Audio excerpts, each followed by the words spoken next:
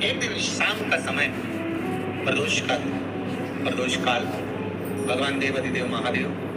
माँ जगतजननी पार्वती जी के साथ में भ्रमण करते। देखिए, अगर प्रदोष का व्रत नहीं कर सकते, प्रदोष के दिन आप व्रत नहीं कर सकते, मान लो आपसे भूखा नहीं रहा जाए, प्रदोष का व्रत नहीं कर सकते, प्रदोष के दिन आप भूखे नहीं रह सकते, मंदिर भी नहीं जा सकते, दिया भी नहीं लगा सकते, तो शिव महापुराण की कथा कहती कि प्रदोष के दिन, प्रदोष काल में अपने ही दरवाजे के पास देवाधिदेव महादेव का स्मरण कर लक्ष्मी की वृद्धि के, कार्य सिद्धि के, संपदा को प्राप्त करने के आप अपने ही दरवाजे के पास एक दीप लगा सकते। कौन से दिन? प्रदोष। उससे 1000 गुना शिवलिंग बल की प्राप्ति।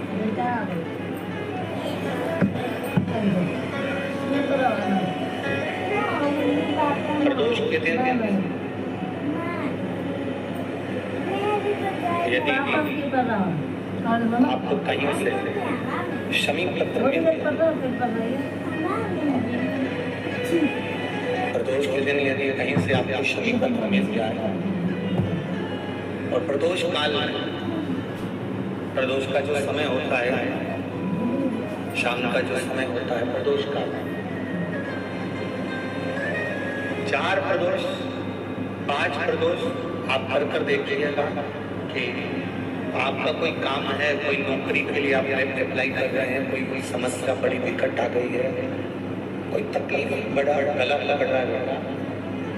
कोई तकलीफ विकट आ गई है, कोई समस्या विकट आ गई है, प्रदोष के प्रदोष काल अगर एक शमी पत्र भी आप घर के शिवलिंग को, अब ये करने के लिए आपको मंदिर के शिवलिंग नहीं जाना, अपने घर में जो शिवलिंग, चाहे वो स्फटिक का हो, पादप का हो, कंकर शंकर का हो, लकड़ी का हो, जो शिवलिंग तुम्हारे घर में, कांच का हो, चाहे वो नर्मदा का कंकर का हो, नर्मदेश्वर हो, पाषाण का हो, जो शिवलिंग, चांदी का हो, सोने का हो, तांबे का हो, पीतल का हो, जो शिवलिंग तुम्हारे, एक शमी पत्र यदि आप भगवान शंकर के शिवलिंग पर समर्पित कर रहे हो और उस शमी पत्र को उठाकर रात्रि को 9:15 की जो एक मुहूर्त होता है, एक समय होता है, जिस समय पर हम अपने मन की बात भगवान शंकर को कहते हैं, पूर्व में भी इसका वर्णन हम कर चुके हैं कथा। उस 9:15 पर वो शमी पत्र को उठाकर एक कागज में, एक कटोरी में उसको रख दें।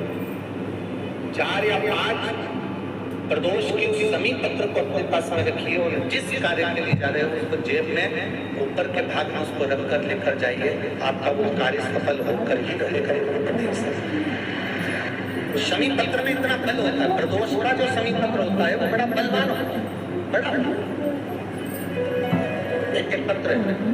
2 चीजें बड़ा स्मरण में रखिएगा। एक बैसाख महीने में मट्टी के पात्र का जल, जब बैसाख का महीना आए, जितने यहाँ बैठे और जितने आस्था चैनल पर सुन रहे हो, जितने फेसबुक यूट्यूब पर कथा श्रवण कर रहे हैं, जितने मोबाइलों पर देख रहे हैं, प्रयास कर रहे हैं, बैसाख के महीने में मिट्टी के पात्र में जो रात्रि भर जल रखा हो, मिट्टी के पात्र में अगर आपके पास में घड़ा हो, हंडा हो, नी हो, तो दिया हो, दीपक हो, कुल्लड़ हो, कोई भी तुम्हारे पास में जो मिट्टी का पात्र, उसमें जल भरना। वो जल बैसाख के महीने की किसी भी सोमवार के दिन, किसी भी सोमवार का बैसाख का महीने या किसी प्रदोष के दिन या बैसाख महीने के शिवरात्रि के दिन, मिट्टी के पात्र का जल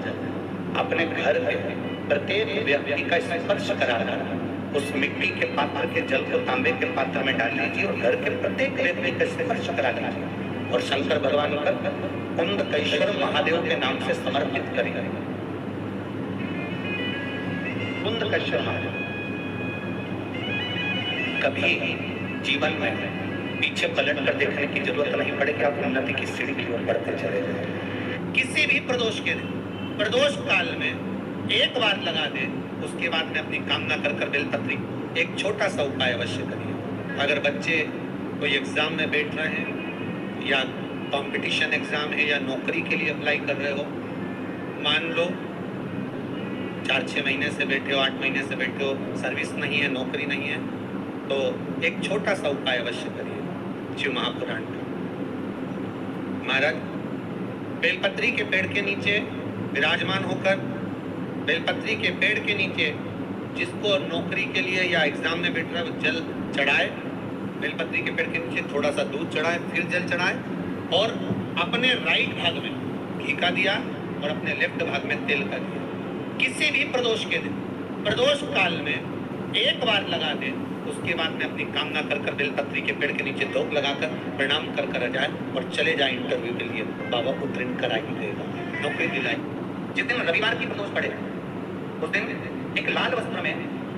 पीली सरसों रखकर और उसके अंतर्गत कुछ भी एक, या तो कमल का कांटा ना मिले तो गुलाब का कांटा ही उसके अंतर्गत रखें। और मान लो कोई काम ऐसा है कि उसमें पैसा तुम्हारा आ ही नहीं गया, बहुत घाटे पर घाटा जा रहा है, नुकसान बहुत हो रहा है और कोई काम हो ही नहीं रहा, तो महाराज जिस दिन रविवार की प्रदोष पड़े उस दिन एक लाल वस्त्र में पीली सरसों रखकर और उसके अंतर्गत कुछ भी एक, या तो कमल का कांटा ना मिले तो गुलाब का कांटा ही उसके अंतर्गत रखें और उसको शिव मंदिर का स्मरण कराकर शंकर भगवान का नाम लेकर रू भैरव, कौन सा भैरव है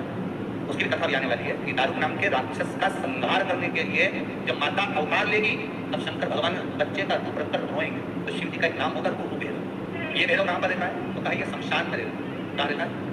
ये भैरव? शंकर का जो एक अवतार है रू भैरव, ये भैरव अवतार शमशान में रहता है।